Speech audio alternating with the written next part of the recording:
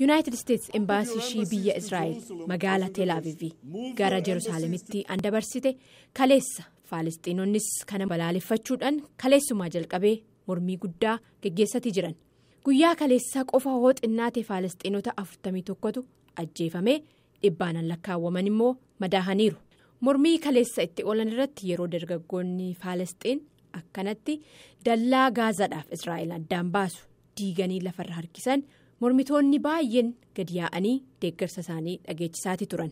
Baay'inni namoota mormii kanarratti hirmaatan immoo yeroo dhihoo keessatti mul'atee hin beeknee jedhameera.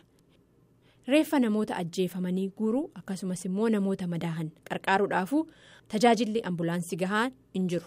Aarri gurraachi waaqa keessatti argitan kun goomma gubate. Faalisxiinonni mormii irratti hirmaatan wanni goommaa gubaniif immoo dallaa diigatii jiran Gaazaadhaaf Israa'el addaan baasu kana.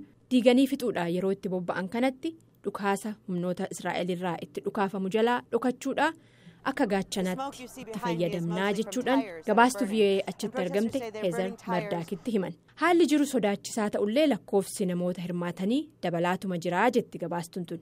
Gaaziin nama imimaanessu daangaa gama Israa'el irraa akkasumas immoo diroonidhaan itti afarfamus isaan hin daangessine.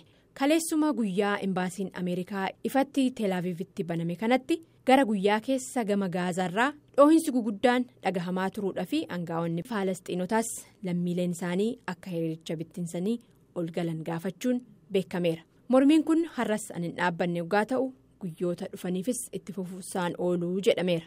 Ani Tigisti Gammeetii nagahan.